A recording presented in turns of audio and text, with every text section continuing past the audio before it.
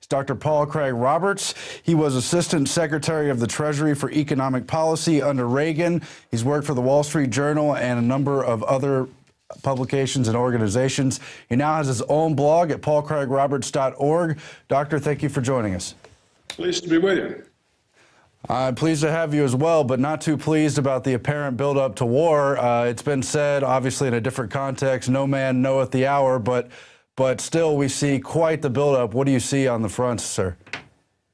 Yes, buildup's been going on a long time, and it seems excessive if no attack on Iran is intended. You know, Juan Cole published a map showing that there are 44 American military bases surrounding Iran.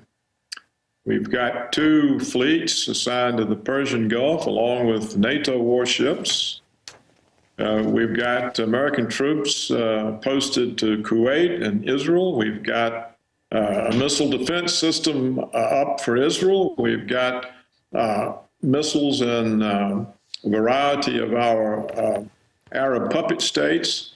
So it looks like a war is intended or an attack is intended. You know, it used to be military strategists would say that once mobilization had reached a certain point, war was inevitable. I don't know if they still teach that or not, but that was once the view. And in terms of that view, it certainly looks like war is inevitable. Yes, sir. Now, in the lead up to the Iraq war, we saw a large propaganda effort to sell us on the ideas of mobile weapons labs and WMDs, all of which turned out to be false. Here we've got basically the nuclear case, but they haven't even been hitting that as hard. Do you expect a further propaganda buildup prior to a movement, or should we be looking to things like false flag attacks and other coming conflicts short of all-out war? You know, I don't know how it will start. In fact, it may start despite the White House's opposition to the timing. There's so many people in a position to start the war with a false flag attack or anything else. You know, there've been several books published about how President John F. Kennedy came near to being sandbagged by the Joint Chiefs of Staff and the CIA into a Cuban invasion and into a nuclear preemptive first strike on the Soviet Union. He saw in time what they were boxing him into and rejected it. And it's entirely possible there could be a false flag attack, even one orchestrated by the Israelis that would force the hand of the United States.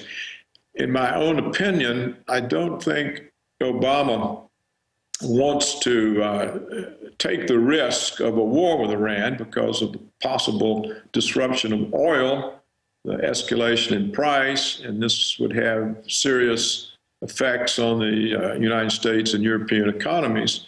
I don't think he wants to take that risk unless polls show that he's losing the election with whoever the Republican candidate turns out to be. So I think he would prefer to wait. Others probably see the spring, early spring, as a prime time to attack because Russia may be in turmoil over its elections.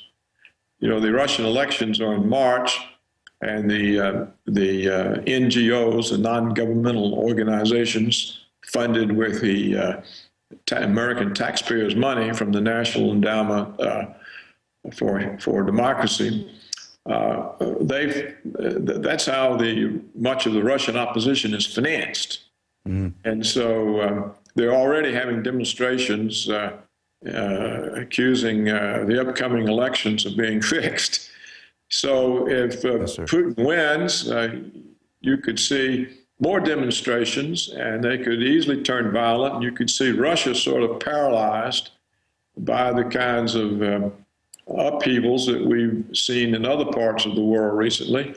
And this would make them ineffective, perhaps, in responding or attempting to block or forestall an attack on Iran. And I'm sure that those planning the war would be more comfortable if they had Russia preoccupied with its own internal problems. So there'll be some conflict, I think, between what some people will see as an ideal time and what Obama would see as an ideal time. Right. And the outcome's not predictable. I think that's a wise observation to put Russia in context. I mean, obviously there's geopolitical points on the map of interest, but you've also got the General Wesley Clark account. I don't know if you're familiar with it, but he cites a meeting with Paul Wolfowitz in, I believe, 1991. And Wolfowitz laid out a hit list of countries, Iran, Syria, they were all on the list. And his reason for the timing had to do with Russia and other superpowers not being in a position, at least of interest, to intervene in Middle Eastern interventions and conflicts.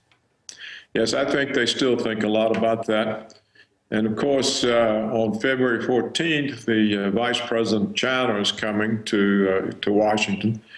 And how that meeting goes would probably also feed into the decision. What we have to come back to is we've had all these years of propaganda, and the people making these propaganda claims against Iran know that they're not true. You may have seen some of the latest propaganda claims that come from congressmen and senators in Washington who are talking about Iranian influence in South America, that the Iranians are now penetrating South America and organizing terror strikes against the United States. So there's really, I mean, that's absurd, of course, but there's no end to the propaganda, and the people making it have to know that it's false, and so they're making it for some reason. And as we've already said, the organization of so many military forces and being in place, that also implies intent. It's expensive to do that. So there's even some speculation that the reason the United States is winding down the Iraq and Afghan wars is to free up the wherewithal to take on Iran. I don't know whether this speculation is right or not, but a lot of people see the movement toward preparing this massive force against Iran, and so something must lie behind it. Yes, sir. How do you see the operations in Syria, all the propaganda trying to topple Assad's regime, all the covert warfare going on there, playing into the wider regional war or the Iran crisis? Well, it's part of the original plan to overturn all the independent Middle Eastern countries. So you had Iraq, Syria, Iran, and they want to get rid of those countries that are not American puppet states. Mm-hmm. So Syria could very well end up like Libya. I think there's been a lot of information that's probably reliable that shows that the United States is financing the rebels in Syria, certainly encouraging them. And so if the propaganda can reach the right level and somehow we can get around China and Russia, I think you would see NATO intervention in Syria along the lines that occurred in Libya. But so far, China and Russia have blocked that.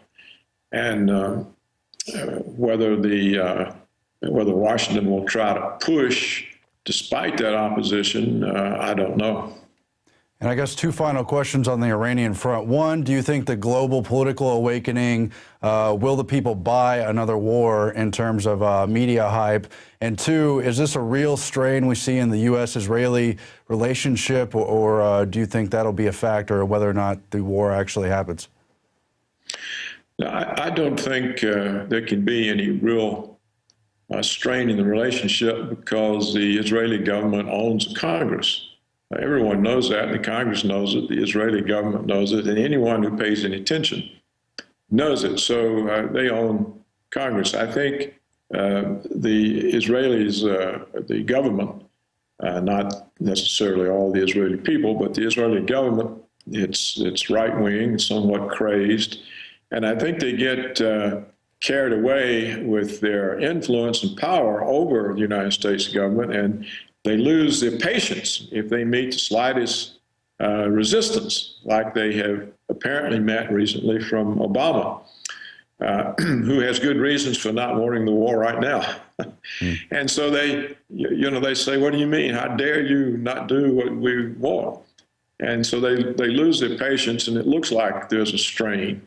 But it's really just the hubris and arrogance of the Israeli leadership, who are used to pulling all of our strings and not meeting any kind of no, well, maybe, or later, or and they don't know how to handle that. They're not used to it. What a shame. Well, if you could give